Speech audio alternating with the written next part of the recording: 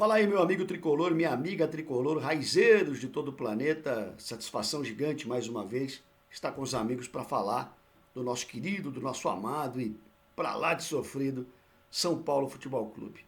Pois bem, nesses últimos dias eu tenho tentado entender alguma coisa a respeito dessa polêmica toda girando em torno de Fernando Diniz, que na verdade não precisaria nem existir a polêmica, né? Na verdade, eu imagino que a coisa já pudesse ter se definido há um tempinho atrás, sem esse tal prazo de validade para poder entender se o trabalho do Diniz compensa ou se o trabalho de Diniz não compensa mais. Todos nós temos discutido na rede social, aí vários grupos de WhatsApp, amigos, enfim, temos discutido os prós e os contras dessa manutenção de Fernando Diniz. Na verdade, é aquilo que a gente tem percebido, né? A maioria já não, a maioria pelo menos, parte das pessoas que gostaria que ele fosse mantido na direção técnica do São Paulo Futebol Clube, já não sustenta mais a argumentação por força do que vem acontecendo. Momentos difíceis vive o São Paulo em todos os seus aspectos. São Paulo Raiz na área, Rony Altieri, satisfação gigante poder falar com vocês, uma alegria sempre, apesar da situação e da dificuldade que o São Paulo tem vivido, né? Mas é sempre legal a gente tentar entender um pouquinho mais o que acontece ao São Paulo, de que forma, né? Dentro dos nossos limites, a gente pode também ajudar a tirar o São Paulo desse buraco. Uma situação extremamente difícil, uma situação extremamente complicada. Pois bem, para não ser diferente de ninguém, aproveitar e agradecer já a vocês as inscrições aí, né? Nós estamos chegando aí a quase 10 mil inscritos no canal e a gente fica muito feliz pela receptividade, pela parceria e pela amizade de vocês, né? Em muitos casos no compartilhamento, nas curtidas, nos comentários, enfim. Muito obrigado a todos. Lembrando também que a gente está no Instagram, sampauloraiz.roney. Pois bem, eu falei, cara, eu preciso dar uma enxergada um pouco melhor nessa era Diniz no São Paulo, né? Eu preciso ver um pouquinho mais com detalhes, para também não ser injusto com relação àquilo que vem acontecendo. Apesar que muitos dos resultados obtidos, bastante nulos por sinal, já dizem muito bem, possivelmente o conteúdo, né, do que representa essa campanha de Diniz, essa era de Fernando Diniz no São Paulo Futebol Clube.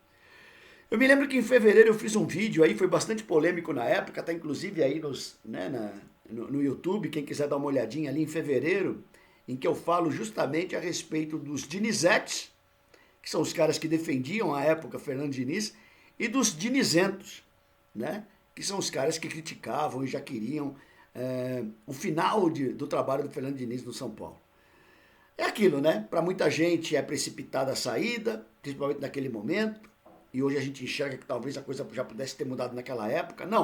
Não responsabilizo única e exclusivamente Diniz, né, como o provedor de todos os problemas que o São Paulo tem hoje, é claro, jamais faria isso, mas também não isento o Fernando Diniz.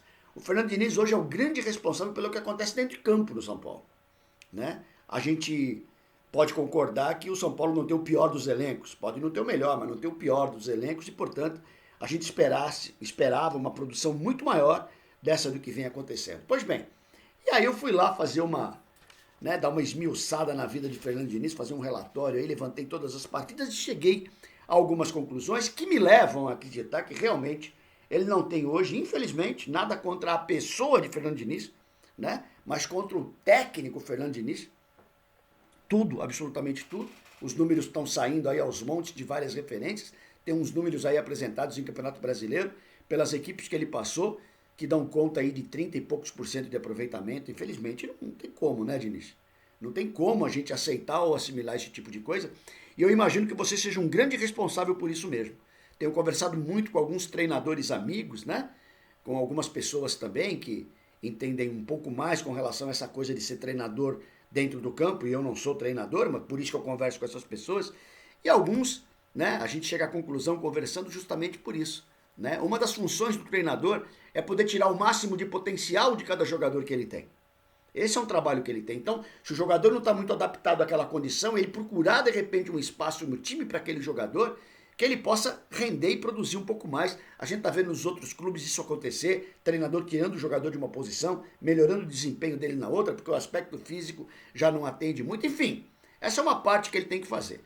A outra parte que ele tem que fazer é o seguinte: se você tem um esquema de jogo pré-estabelecido, que você acredita que possa funcionar, você tem que ver também se o elenco que você tem em mãos é 100% adaptável ao seu esquema de jogo. É uma coisa óbvia isso daí, né? Porque senão eu fico querendo enfiar a forma no elenco e o elenco não assimila a maneira de jogar porque tem características diferentes. Eu não estou falando que você tem que esquecer completamente o seu esquema.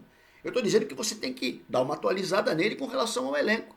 Você tem que personalizar o teu esquema, flexibilizar o teu esquema para que os jogadores, dentro das características que tem, possam, de repente, produzir um pouquinho mais. Muito bem, essa também é uma função do treinador. Só que assim, parece que o Fernando Diniz insiste no formato dele, e ele já se deu mal no Atlético do Paraná, que ele não conseguiu absolutamente nada, e depois que ele saiu, o treinador lá, o Thiago, ganhou 2 campeonatos. Ele já se deu mal no Fluminense, que ele saiu do Fluminense no time no Z4, o Marcão assumiu e tirou o time, levou o time até a Sul-Americana, né?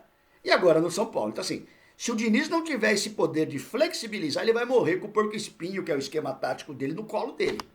Infelizmente é essa a realidade. Por isso eu repito, nada contra a figura humana de Fernando Diniz, mas absolutamente tudo contra o técnico Fernando Diniz no São Paulo. O São Paulo não foi feito para teste. Né? Muita gente fala para mim, muda treinador, muda, não acontece nada. O problema não é técnico, o problema também é técnico. Porque se você pegar os nomes dos treinadores que vieram para o São Paulo, você vai ver que 80% deles era teste. Contratados errados. Não tem culpa de estar no São Paulo, é claro, mas também não vai fazer acontecer nada no São Paulo, que é o caso de Fernando Diniz, que eu já decreto, posso queimar minha língua, mas acredito pouco provável queimar, eu decreto que ele não vai conseguir tirar o São Paulo dessa situação. Né? Infelizmente para todos nós, porque o prejuízo é de toda uma instituição, de toda uma coletividade. Pois bem, nesse levantamento que eu fiz, nós chegamos à conclusão que até o último jogo de domingo, o vexame lá de São Januário, nós chegamos, que eles disseram que teve evolução, né? É difícil a gente enxergar evolução numa derrota de 2-0 pro time do Vasco, mas os caras falam cada coisa, né? O pessoal vive no mundo de Nárnia, como eu costumo falar. Pois bem, 34 partidas, ou seja, nós disputamos 102 pontos, e nós fizemos 55 pontos dos 102 disputados, ou seja, o aproveitamento hoje de Fernando Diniz é de 54%. Eu vi uns índices aí na rede social, comparando com a Aguirre, né? Muito parecido, o Rogério Ceni menor ainda. Enfim, gente, são índices que não deram resultado, não é? Então assim, a gente faz a comparação e é legal a gente enxergar esse aspecto como um todo, mas o Aguirre infelizmente não deu resultado no São Paulo, eu não vou aqui discutir os problemas que aconteceram, assim como o Rogério Ceni, né? Naquele momento não deu certo. Ou seja, é quase uma definição de que o Diniz não vai dar certo também, porque os números são muito parecidos e não vai sair daquilo. Eu não admito, por pior que seja a fase do São Paulo, por pior que seja o momento que o São Paulo vive, que o São Paulo tenha 54% de aproveitamento. Nós estamos falando de metade daquilo que joga. É um absurdo. É um absurdo para a vida do São Paulo. Até porque a gente não joga só clássico, a gente não joga só jogo difícil. A maioria dos jogos subentende que são com times de nível inferior, né? Porque são 34 partidas. E aí quando você pega o DNA disso, você começa a olhar jogo por jogo, aí você fica mais assombrado ainda com o que aconteceu e com o que viu. Bom, 34 partidas, nós temos 16 vitórias, 11 vitórias em casa, 5 vitórias fora. Olha que legal, ganhamos 5 partidas fora. Nós ganhamos fora da Chapecoense, que caiu, do CSA, que caiu, da Ferroviária de Araraquara pelo Campeonato Paulista, do Oeste, olha só, e ganhamos do Guarani lá na Vila Belmiro, vamos considerar fora de casa. 5 vitórias conseguiu o Fernando Diniz fora de casa. E olha as vitórias que eu citei, ou seja, obrigação, né? Eu gostaria de ter outras vitórias, porque o que diferencia também é a vitória fora de casa. A vitória fora de casa é contra um adversário forte, porque contra um adversário fraco todo mundo vai ganhar. Pois bem, então você começa por aí. 16 vitórias, 11 vitórias em casa, 5 vitórias fora contra esses adversários. Nós fizemos 7 empates ao todo. Nós temos 2 empates em casa e temos 5 empates fora de casa. Nós temos 11 derrotas, 16 vitórias e 11 derrotas. Sendo 3 em casa, nós conseguimos perder para o Atlético do Paraná em casa, perdemos para o Rio Branco, pelo RB Brasil, desculpem, na volta aí pós-pandemia não, né? Pós-isolamento, e a derrota para o Mirassol. Nós perdemos 3 partidas nos nossos domínios, sendo que 2 na sequência, tomando 3 gols, 2 jogos. Meu Deus do céu. Fora, nós perdemos 8 jogos. 8 jogos fora, né? Entre eles um 3-0 para o Palmeiras lá na Arena Ananias, perdemos para o Grêmio de 3-0 também fora, enfim, tem uma série de partidas aí e a gente vai poder destrinchar um pouquinho disso daqui com vocês. Na verdade, nós fizemos 43 gols, nós temos 43 gols marcados em 34 partidas. Nós fazemos uma média de 1 gol, 27 por jogo. Meu Deus do céu, 1 gol, é menos que 1 gol e meio por jogo. O São Paulo Futebol Clube em 34 jogos. Em compensação, o São Paulo tomou 50 gols. Para quem fala que o Diniz arrumou a defesa, o São Paulo tomou 50 gols com o Fernando Diniz, uma média de 1,47 por jogo, quase 1 gol e meio por partida. Então assim, todo jogo é garantido que 1 gol e meio a gente toma. A gente já começa perdendo por 1 gol e meio e tem que correr atrás para fazer 2 gols pelo menos, para poder passar isso daí. Desse universo todo que eu estou falando para vocês, algumas coisas, alguns resultados a serem destacados.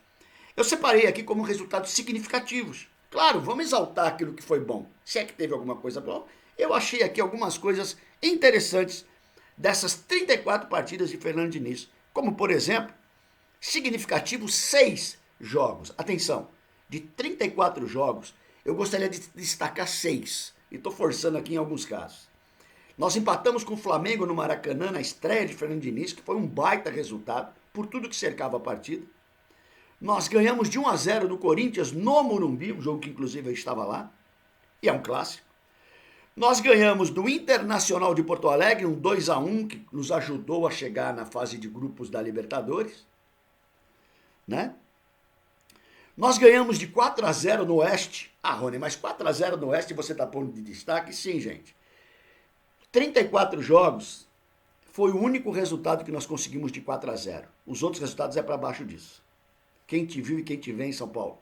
O único resultado que o São Paulo conseguiu meter 4 gols foi nesse jogo do Oeste.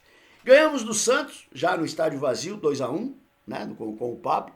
E ganhamos da LDU, aqui no Morumbi, que foi um destaque também. Então eu encontrei 6 partidas como destaque para falar para vocês. Em compensação, eu chamei de vexatórios 10 resultados de Diniz. De 34 jogos, 10 resultados, quase um terço do que ele fez. Nós perdemos para o Cruzeiro, que foi rebaixado no Mineirão, por 1-0, vocês devem se lembrar. Nós tomamos 3 do Palmeiras lá na arena deles, vocês devem se lembrar também. Nós perdemos do Fluminense, o mesmo Fluminense que tinha mandado embora Fernando Diniz, nós perdemos de 2-0 lá no Maracanã. Perdemos do Atlético do Paraná, dentro do Morumbi, meu Deus. Nós tomamos 3 do Grêmio lá em Porto Alegre, meu Deus. Nós empatamos com o Novo Horizontino no Morumbi. Tudo bem, você vai falar assim, mas foi aquele jogo que o árbitro meteu a mão na gente, né? É verdade. Mas nós empatamos 1-1 com o Novo Horizontino, no Morumbi. Time B do Novo Horizontino. Nós perdemos do Santo André, lá em Santo André. Ah, Rony, mas caiu um temporal, então cada hora tem uma desculpa, tá bom. Caiu o temporal, mas nós perdemos do Santo André. O temporal foi pro Santo André também, perdemos de 2-1. Não choveu só do lado do São Paulo. Nós perdemos pro Botafogo de Ribeirão Preto, gente. Aquele jogo que o Diniz colocou a molecada para jogar, nós conseguimos perder de um dos piores times do Campeonato Paulista. E mais recentemente, tomamos o coco, 3 gols do RB Brasil e tomamos 3 gols do Mirassol. Repetindo, de 34 jogos, eu destaquei, achei 6 jogos significativos, porém achei 10 jogos vexatórios. Diniz nos clássicos, nós tivemos 6 clássicos de 34 no período de Diniz. Nós ganhamos 2, empatamos 3 e tivemos uma derrota. Pois bem, nós ganhamos do Corinthians de 1-0, perdemos do Palmeiras de 3-0, empatamos com o Santos 1-1, empatamos com o Palmeiras 0-0, empatamos com o Corinthians 0-0 e ganhamos do Santos de 2-1 agora mais recentemente. Fizemos 4 gols e tomamos 5. Micho, né? Uma campanha micha, bem micha em clássico, 2 vitórias, 3 empates e uma derrota. Uma campanha meia dúzia igual a 6, né? 6 igual a meia dúzia, ou seja, pouca coisa muda nesse processo todo. Com relação a alguns resultados, gente, e eu estou me prolongando um pouco aqui para a gente enxergar um pouco mais esse conteúdo. Com relação a alguns resultados, algumas coisas interessantes que eu notei, né? De 16 vitórias, por exemplo, 12 vitórias, de 16 vitórias que o Diniz teve, 12 vitórias, a gente fez até 2 gols. Olha só que interessante.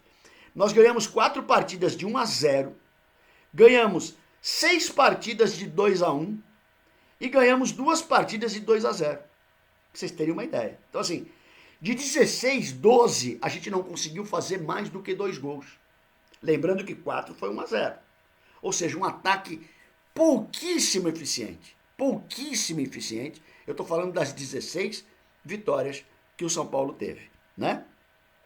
Interessante que nas derrotas, nas 11 derrotas que o São Paulo produziu nesse período do Fernando Diniz, 4 delas, meu amigo, 4 derrotas, nós tivemos 2 por 3-2 e 2 por 3-0. Em 4 jogos nós tomamos 12 gols, para que vocês tenham uma ideia, né? Então, realmente, assim, como é que eu vou dizer para vocês? Números muito deficientes, né? Números fracos em todos os sentidos.